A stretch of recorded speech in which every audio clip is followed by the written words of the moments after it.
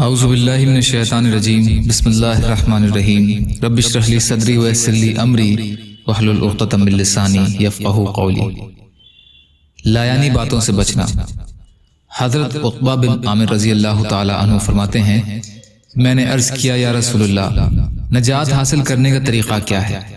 آپ صلی اللہ علیہ وسلم نے ارشاد فرمایا، اپنی زبان کو قابو میں رکھو، اپنے گھر میں رہو، فضول باہر نہ پھرو اور اپنے گناہوں پر رویا کرو۔ ترمذی۔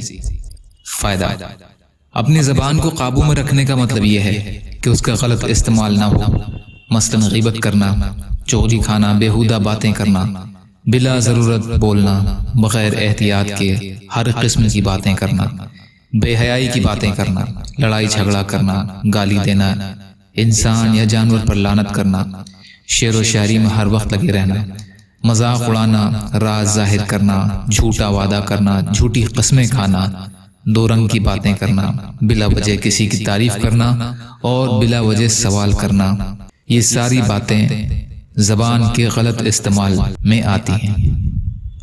اتحاف۔ یا اللہ ہم سب کو کہنے سننے سے زیادہ عمل کی توفیق عطا فرما۔ یا اللہ جو مظلوم ہیں، پریشان حال ہیں، بیمار ہیں، قرض میں ہیں، بے روزگار ہیں، محتاج ہیں، ان کی مدد فرما۔ یا اللہ جو دنیا سے ایمان کی حالت میں چلے گئے، ان کی مغفرت فرما۔ یا اللہ آپ قادر مطلق ہیں، آپ کے لیے ہر چیز آسان ہے، ہمارے لیے آسانیاں پیدا فرما۔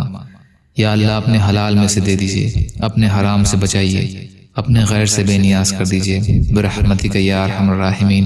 لا الہ الا اللہ محمد رسول اللہ۔ السلام علیکم۔